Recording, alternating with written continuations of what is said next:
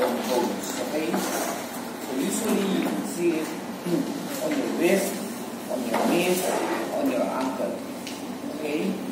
Seldom you see it on your fingers because the balance are also considered as long bones, not short bones. Okay? So the lesion is described as a lytic lesion. Expansile, but it does not obscure the cortex of the bone. Okay? So there would be periosteal reaction. You see that this periosteal reaction are not pathognomonic to its pathology. Okay? You see this periosteal reaction in other bone pathologies. Okay? So, as I've said, it's a lytic lesion, and then there's thinning of the cortex, but never the cortex will be destroyed. Okay? Buong-buo nyo pa rin makikita yung cortex. When you say soap bubble appearance, there would be numerous septations seen within the lytic lesion of the bone. Okay? So it has the soap bubble appearance, numerous septations. Okay? So this is an example of your giant cell tumor. Okay? So it's lytic, and then the cortex thinned out, but still intact, and then soap bubble appearance because there are numerous septations within the lytic lesion. And as I told you, the pathology is usually seen near a joint. This is your wrist joint, and it usually affects a long bone. This is your radius. Okay? So these are the 4 different periosteal reactions. As you move from the left to the right, the lesion becomes more malignant. Okay? So this one solid, the onion peel, the sunburst, and the Codman's triangle. I'll be showing you more prominent periosteal reactions here. So again, this is a giant cell tumor. Your clue here is that the cortex thins out, but it's not destroyed. It's still intact. And then the soap bubble appearance, and then it's near the joint, and radius is a long bone. This one,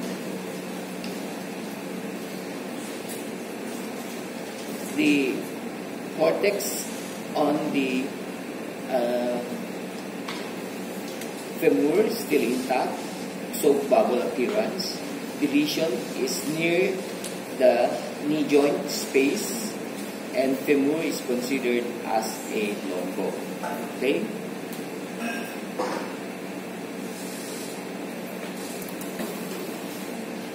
This one, the lesion is seen now on the tibia. From the femur, it goes down to the tibia. Okay?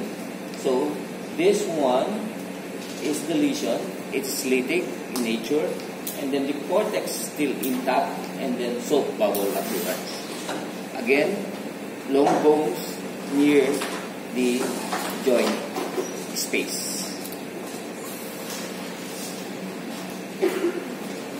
This one, this could be aneurysmal bone cyst, but later on I'll tell you why.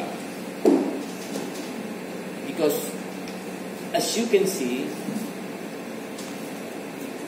the cortex expand significantly. Nag-expand yung cortex niya. hindi mo siya makikita na nag-thin out lang. As compared to the previous pictures, films, the cortex just thin out. This one. Okay? But for this, significant expansile bone growth. Okay? There's a thin rim of calcification within the lesion. The thin rim of calcification is this. So if I'll be the one to classify this, I'll go for aneurysmal bone cyst. Okay? Definitely I won't be giving you this. Okay? This one is aneurysmal bone cyst. It's almost similar to your giant cell tumor. The only difference is that there is a massive expansile lytic lesion that elevates the periosteum. And as you could see, the cortex, it's usually elevated. And then there would be a thin rim of calcification around the lesion. But that thin rim of calcification is still a bony structure. Okay? Again, it affects the long bones and usually seen at the near the joint space.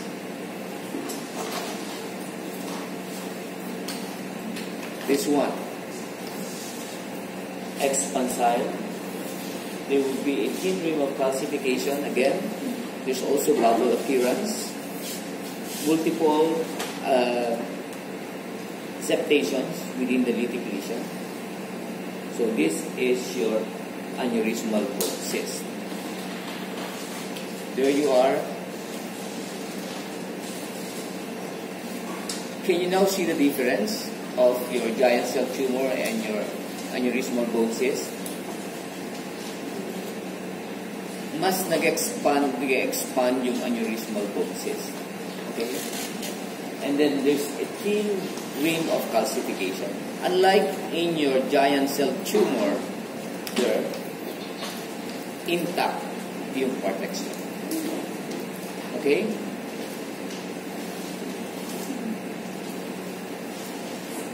This one. This massive expansile of the bone.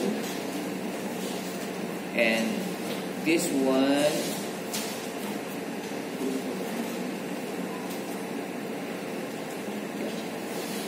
this one.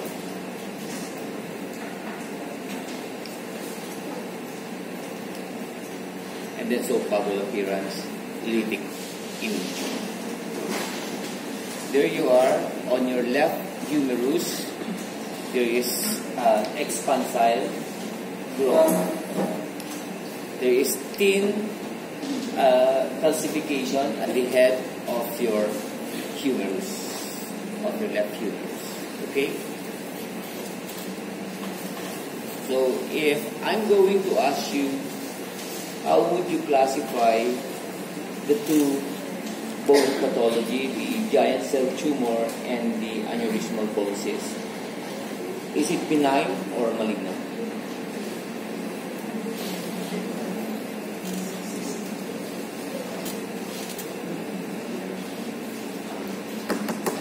Is it benign or malignant? Why? Okay. The two bone pathology are benign. Okay?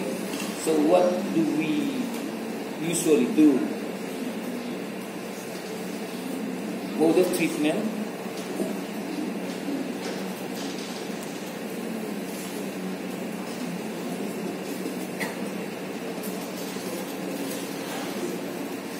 Before they do amputation. They do amputation. But now, they do bone grafting and bone reconstruction. Okay?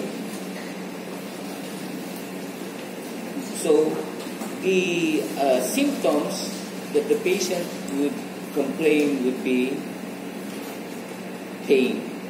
Okay, there would be swelling or mass lesion effect on the affected site, specifically on the joint space, and usually there is the presence of fluid within the joint. Okay, the next would be osteosarcoma. Osteo is bone, and then sarcoma would be the cancer of your connective tissue. So osteosarcoma is categorized as a malignant lesion. Okay? Osteosarcoma is the most common bone cancer. Okay? And usually develops from osteoclast. Okay? This one is your, what periosteal reaction is this? Sunburst. Okay? That is an example of your sunburst periosteal reaction. This one. So, osteosarcoma is usually destruction in your metaphysis. There is new bone formation. The new bone formation is usually initiated by your periosteal reaction. Okay? So, this one is sunburst in appearance. And then, this one is your Codman's triangle. So, if you go back to your chart a while ago, the solid onion peel, sunburst, and Codman's triangle, these two are more on the malignant side. Okay?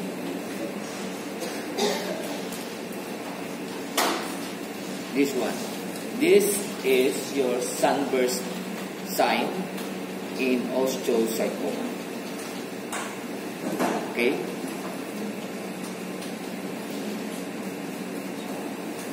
So, I'll be asking you to classify the different periosteal reactions.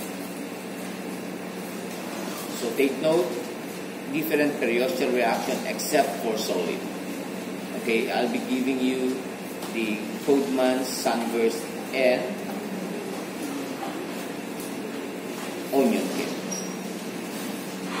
So this one is an example of your sunburst appearance. There you are. This is an osteosarcoma. This one,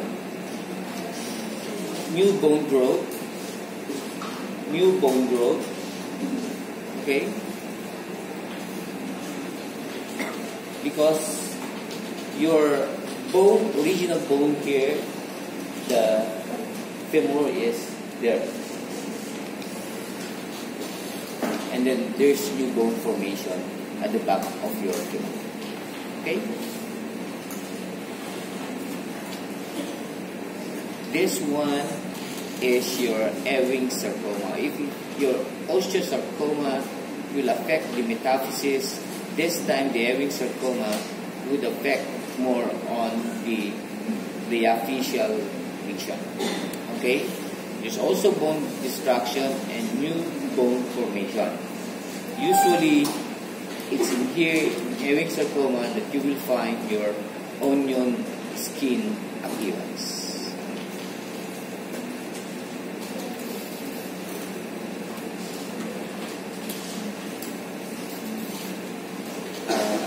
It's not really that it's well delineated, but if you can have a copy of my slides, then you would appreciate it better when you try to look at the on your laptop. Okay. So mind you, be able to identify the pre-periosteal reaction, because that will come out in the midterm exam. This one is your Coachman triangle. It looks like a triangle. And then this one, on the other side, that is your sunburst appearance. Okay? But mind you, these are not pathognomonic to Ewing sarcoma, because sunburst appearance and Goodman's triangle could also be seen in osteosarcoma. Okay? So, this is the onion peel. There you are. Can you imagine it? This is the onion peel.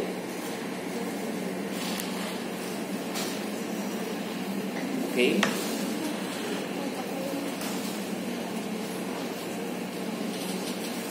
The onion peel, and then if you're going to demonstrate it, it looks like this. The slice of the onion. Here. So that's your onion skin appearance. Okay?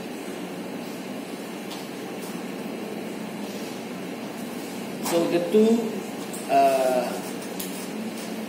sarcoma and Ewing sarcoma would be classified as malignant bone pathology. Okay?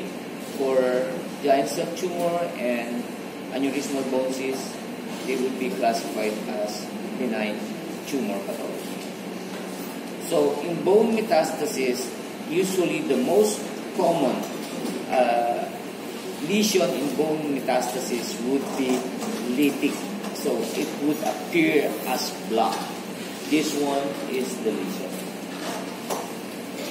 Aside from that, this one is also a lesion. There you are. Even the head of your femur is affected with bone metastasis. Okay? But not all bone metastases are lytic in appearance. Okay? This one, as seen in the skull, it's lytic. There, there, there, there.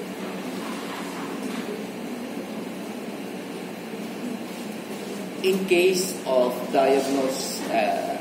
case of cancer, even a single lesion, lytic lesion, seen on the skull, you would consider that as a bone metastasis in diagnosed case of cancer patients. Okay?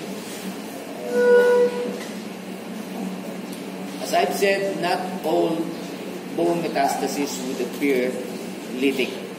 This one is sclerotic. Okay? It appears white. Usually, you can see this bone metastasis in prostatic CA. Okay? This one is also in prostatic CA. It appears white. The vertebrae here appears white as compared to L4 and L5. Okay? Puting-puti na siya.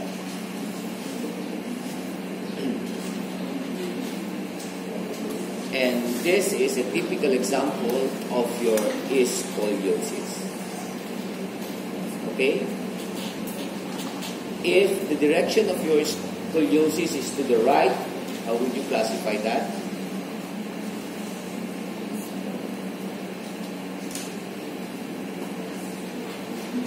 Sige, laksan mo. Dextroscoliosis. If the direction is to the left, level scoliosis. Okay? But this one, since on the thoracic side, it goes to the right, and on the lumbar side, it goes to the left. This is an example of your typical scoliosis of your thoracolumbar spine. Okay. Anyone who's seen a bamboo? Anyone who haven't seen a bamboo? So this is the bamboo spine, or what you call your ankylosing spondylitis. As you can see, the intervertebral space is no longer open. It's fused. So as to look like a bamboo, be it on the lumbar or on the thoracic spine. Okay? As you can see, this is your intervertebral disc space, and it's already fused on the side. So it looks like a bamboo spine. Okay? So I hope if I'm going to give you this picture, you'll be able to diagnose it bamboo spine or ankylosing spondylitis. Okay? For easier to remember, just write bamboo spine. Okay? This one, typical bamboo spine appearance.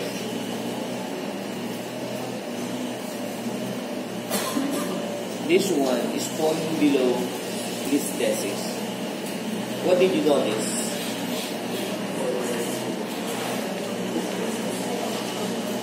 What happened to L5? This is your sacrum, this is your L5, L4, L3, L2. So what happened to L5?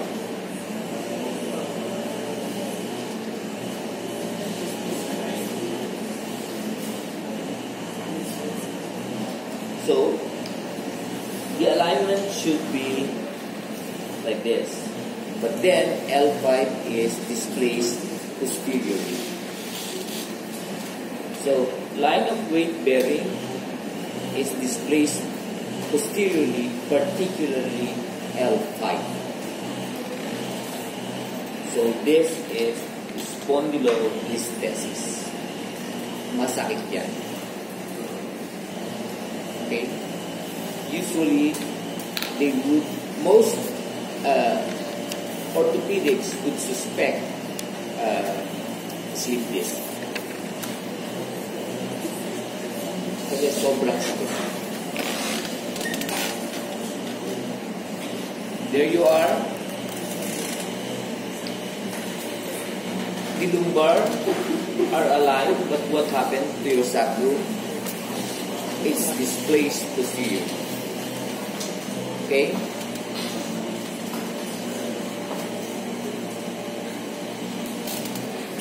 So that is spondylolisthesis. So this one is the more important because lesson, because I'm going to ask you the different type of bone fractures. Take note, many would come out in the exam. So any break in the bone is called a fracture. Okay? So there are two types of bone fracture. Actually, the closed or the simple fracture and the open or compound fracture. When you say open fracture,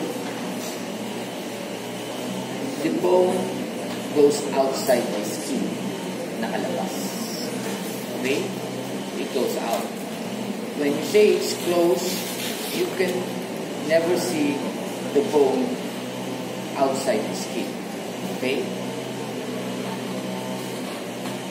So usually, bone fractures are treated by reduction or immobilization.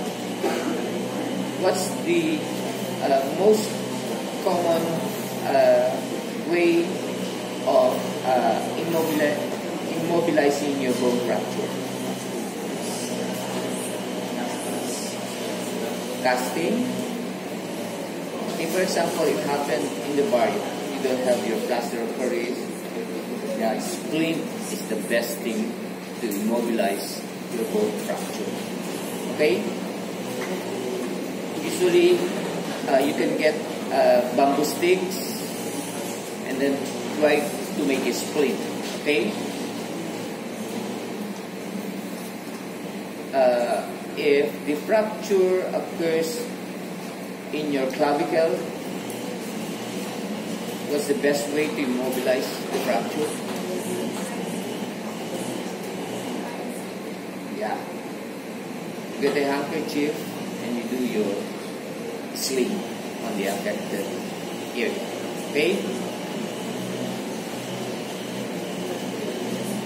So this is your open fracture, this is your closed fracture.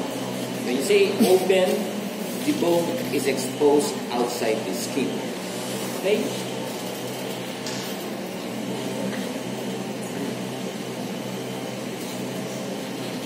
So these are the different fracture types: simple, compound, ring stick, transverse, oblique, spiral, comminuted, impacted, depressed, and avulsion. There's no need for you to memorize this, the definition. But you have to know, but you have to be able to identify which one is simple fracture, which one is compound fracture, which one is avulsion. Okay? So this one,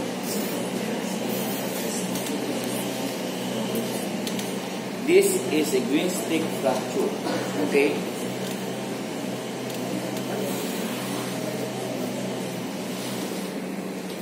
Sometimes green stick fracture are categorized as incomplete fracture. Okay? As you can see, the other side is intact. Okay?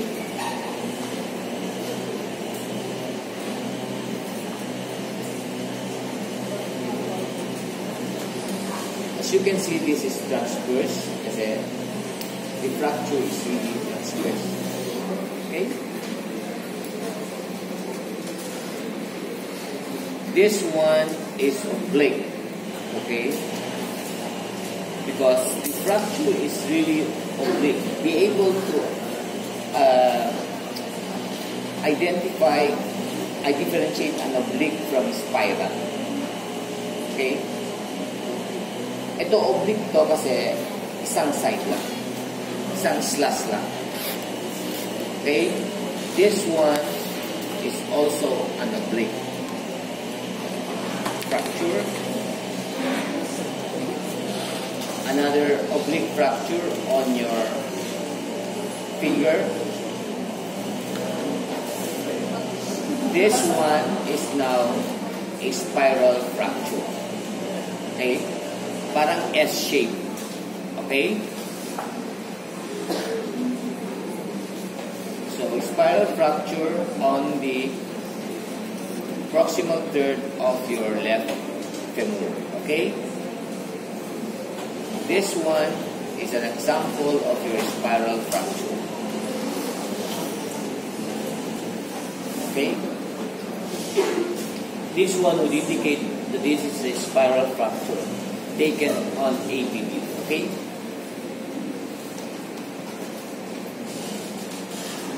This one, cross table, is also a spiral fracture.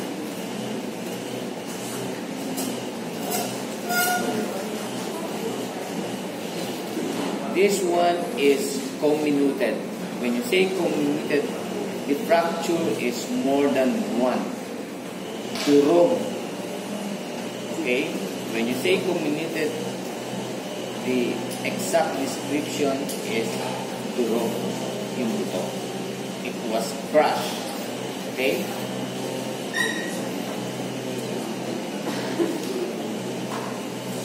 For this one, what type of fracture is this?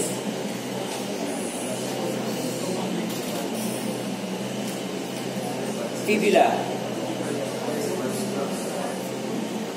What type of fracture?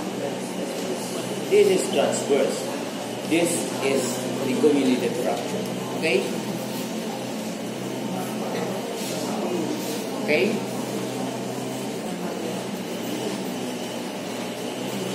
This is comminuted fracture.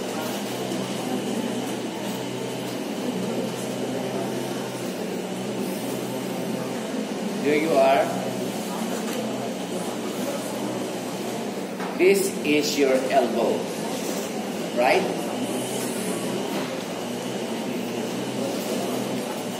This is your radius, this is your ulna. So the affected side here is your humerus. Distal third of your humerus. This one, impacted fracture. It looks like a line. Okay?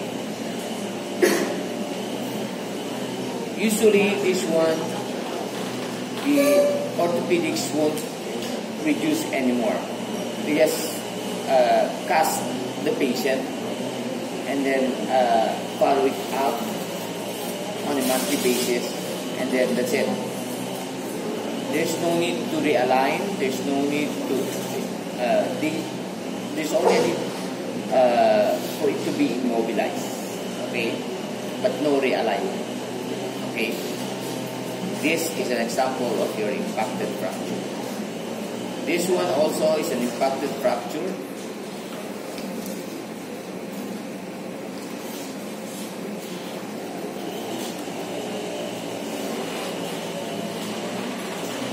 This one, impacted fracture of your right humerus.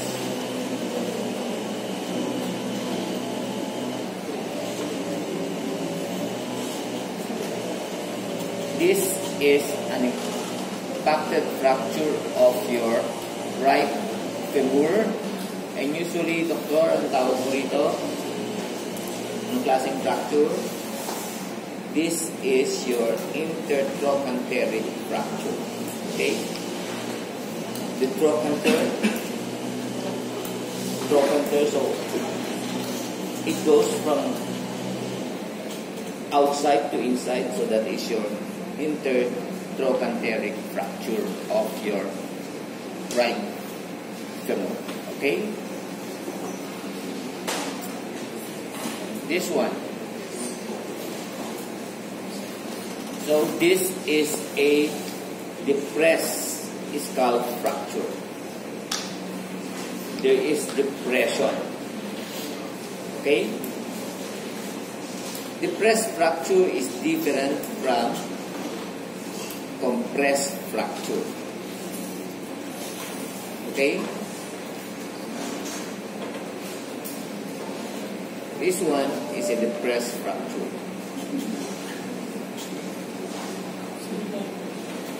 So what might be the history of this?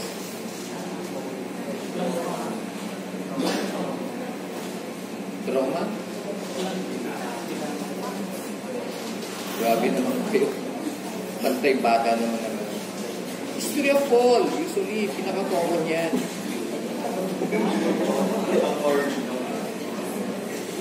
Grabe naman kayo. Papaluin nyo yung bata.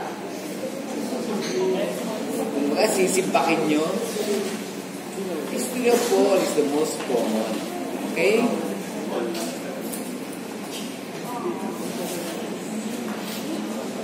History of fall yan. Unang bumagsak sa floor is yung ulo.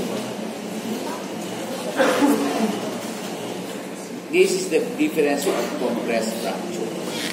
When you say compressed fracture, liit siya. Okay? So usually, compressed fracture is better